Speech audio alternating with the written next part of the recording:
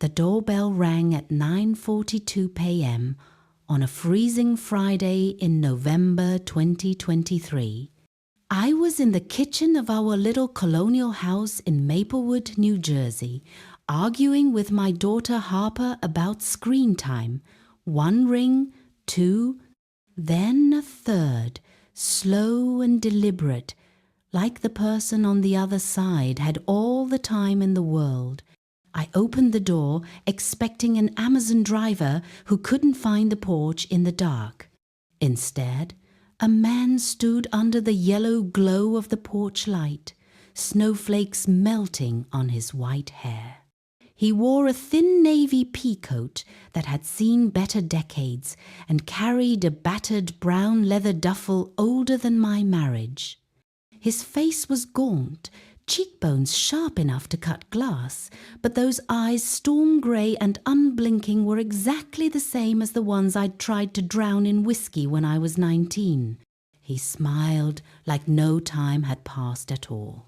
"Hi, Riley," he said, using the name I hadn't answered to since the day I turned 20. My lungs forgot how to work. "Logan?" The word scraped out of me like gravel. He nodded once. "Behind me!" Harper yelled. "Mom, who is it?" It's like negative a million out there. I couldn't speak. He looked past me, straight at her. "She's got your mouth," he said softly. "And my chin." I slammed the door so hard, the stained glass window rattled. Harper came running. "Mom, what the hell?" I pressed my back to the door, heart jackhammering. "That," I whispered, "is your father." She laughed, then saw my face and stopped cold. I hadn't said that name out loud in 18 years. 2004, senior year. Ridgewood High. I was Riley Mackenzie, captain of the field hockey team, straight A student, college bound.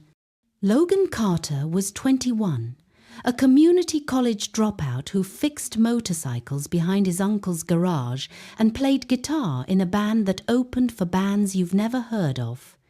We lasted 4 months. 4 months of sneaking into the back of his '92 Camaro, making out to Taking Back Sunday, promising each other forever like teenagers do. Then the pregnancy test turned positive 2 weeks before prom. I told him in the parking lot of a 7-Eleven, rain pounding the windshield. He went pale, then pulled me into his arms and said, "We'll figure it out. I'll get a real job. We'll get married, Rye, I swear." I believed him. 3 days later, he disappeared. No note, no call. His phone went straight to voicemail forever. His uncle said he'd gone out west to chase music. His mom cried and said he was trouble from the day he was born. My dad, when he found out, threw me out with nothing but the clothes on my back and the promise that if I ever embarrassed the family again, he'd make sure I regretted it.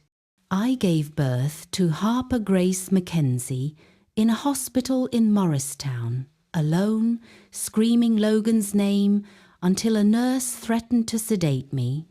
I raised her alone. I legally changed my name to Riley. Grace dropped the Mackenzie so no one could connect me to my parents. I put myself through nursing school at night, worked double shifts in the ER, and built a life where Logan Carter never existed. And now, 18 years later, he was standing on my porch in Maplewood, New Jersey, like a ghost who'd finally looked up the right address on Google Maps. Harper stared at me, mouth open. "Mom?" I opened the door again. He hadn't moved. Snow dusted his shoulders. He looked 55 instead of 39. "Can I come in?" he asked quietly. I wanted to scream. I wanted to claw his face off for every Christmas morning he missed, every father-daughter dance, every time Harper asked why her dad didn't love her enough to stay. Instead, I stepped aside. He walked in like he was stepping on landmines. Harper hovered in the hallway, clutching her iPhone like a grenade. He set the duffel down gently and looked around. Hardwood floors, string lights, the smell of chili simmering on the stove. Home. "It's perfect," he said. "You did it, Riley." "Don't," I snapped. "You don't get to say that." He nodded, hands raised in surrender. Harper whispered, "I'm texting Mia to come get me." "No," I said. "Stay." I needed her here so I wouldn't kill him. He sat on the edge of the couch like he was afraid it would bite him. The silence was brutal. "Why now?" I finally asked. He met my eyes. "Because I have maybe 3 months left. Pancreatic cancer. Stage 4. It's over." The room tilted. He opened the duffel. Inside were hundreds of letters in rubber-banded bundles, a stack of photographs, and a small cedar box. He pulled out the top photo and handed it to me. It was us, 19-year-old me, barely showing, laughing on the Jersey shore, his arms around me from behind, chin on my shoulder, on the back, in my old bubbly handwriting. "If you ever leave me, I'll never forgive you." I felt the paper shake in my hand. 3 days after that picture, he said, voice low, "Your father and 3 of his country club buddies showed up at the garage. They beat me until I couldn't stand. Your dad put a gun to my head and said, if I ever came within 100 miles of you again, they'd put me in the Pine Barrens and no one would ever find me. Then they drove me to Newark Airport, bought me a one-way ticket to Las Vegas with cash, and told the gate agent I was a drunk who needed to sleep it off. One of the guys was your Uncle Trent, the one who paid for Harper's braces and never missed a birthday." I couldn't breathe. Uncle Trent. The cool uncle who flew in from Charlotte every Christmas with presents and envelopes of cash. Logan kept talking, calm and terrible. I woke up on a plane with a broken jaw and no ID. By the time I got off in Vegas, I had nothing. I worked under the table construction, casinos, whatever paid cash. Took me 12 years to save enough to hire a PI. By then, you'd changed your name, moved 3 times, and your family had buried every trace of me. I wrote letters anyway. He gestured to the bundles. Sent them to every Riley, Grace, Mackenzie in the tri-state area. None got answered. Harper had crept closer. She picked up a letter dated 2011. "Dear Riley, our daughter must be 10 now. Does she play any sports?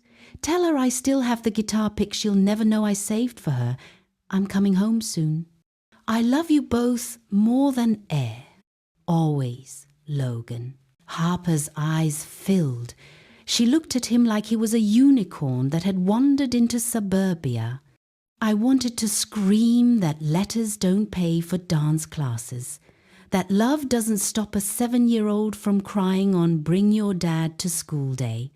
But my voice was gone. He opened the cedar box. Inside was a tiny silver baby ring engraved HGM. The 15th of March, 2005. "I bought it the day you told me," he said. "Planned to give it to her on her first birthday.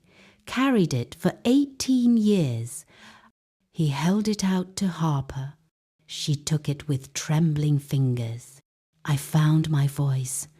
"You could have fought harder." "I did," he said. "I fought every single day. I came back to Jersey 4 times.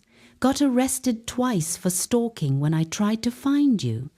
Last year, An old high school friend saw Harper's photo on my phone and recognized your eyes. Took me 8 months of parking outside this house at 3 a.m. to work up the courage to ring the bell. He pulled a crumpled Google Maps printout from his pocket, our address circled in red pen. "I almost left tonight," he whispered. "Figured you'd call the cops. I've got a flight back to Vegas tomorrow morning." Harper's voice cracked. "You just gonna leave again?" "I never wanted to leave the first time," he said. "I'm only here to say I'm sorry, give you these letters, and disappear so I don't ruin your lives twice." Silence. Snow tapped the windows like it was trying to get in. I looked at the man I'd hated for 18 years, the man who broke me and unknowingly made me stronger. I looked at my daughter clutching a silver ring and a letter from a father she never knew existed. Then I walked to the kitchen, pulled the chili off the stove, and grabbed 3 bowls. "Eat," I said roughly. "You look like a stiff breeze would knock you over." He stared like I'd offered him salvation. Harper launched herself at him, arms around his neck, sobbing into his coat. He broke then, big, ragged sobs that shook his whole frame. I stood in the doorway, arms crossed, tears burning but refusing to fall. He ate 2 bowls of chili like he hadn't tasted real food in years. Harper asked a million questions. He answered every one. Never married. No other kids. Kept our photo in his wallet until it disintegrated. Named his rescue dog Riley. At 1 a.m., he stood to leave. I blocked the front door. "Where do you think you're going?" "I told you, flight ad." "Cancel it." "Riley, you are not dying alone in the desert, Logan Carter.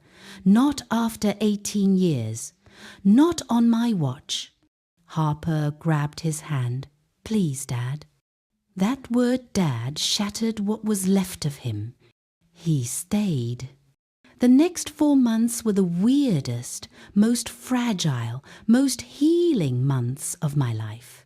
He moved into the spare room that had been storage since my mom died. Harper called him Dad by day 2. I still called him Logan, but sometimes, when I passed him in the hallway at 2 a.m., while he was throwing up from chemo, I whispered, "Baby," without meaning to. We read every letter together, night after night, on the couch under blankets. Some made us laugh until we cried. Some just made us cry. One night in February, snow piling up outside, he asked me to sit with him on the back porch. "I never stopped loving you," he said, voice barely above the wind. "Not for 1 minute. I stopped loving you the day Harper was born and you weren't there," I said. He nodded, accepted it. Then I added, quieter, "But maybe I could start again. If you fight, if you stay." He took my hand. His fingers were ice. He fought like hell. But pancreatic cancer doesn't care about second chances. He died on the 14th of March 2025, 1 day before Harper's 19th birthday, in his sleep, peacefully, holding the silver baby ring and a brand new letter addressed to both of us. We buried him in a small cemetery in Ridgewood, under a dogwood tree that blooms pink every spring. Harper read one of his old songs at the funeral. I didn't cry that day. I'd cried enough for 2 lifetimes. But every year on Harper's birthday, I drive to his grave alone. I bring 2 things, a thermos of chili and the very first mixtape he ever made me when we were kids. I sit there until the stars come out. And sometimes, when the wind moves through the dogwood branches, It sounds like his voice saying my name. Riley. I smile now when I hear it. Some doors, once slammed shut by other people's hands, can still be opened, even after 18 years. Did you like the story? And which city are you listening from? Let's meet in the comments. If you like the story, you can support me by sending a super thanks so I can keep bringing more stories like this. Thank you so much for your sweet support. I'm looking forward to your comments on the story. On the screen, you can see 2 new life stories that I highly recommend. There's so much more on my channel. Don't forget to subscribe. See you in the next life story with love and respect.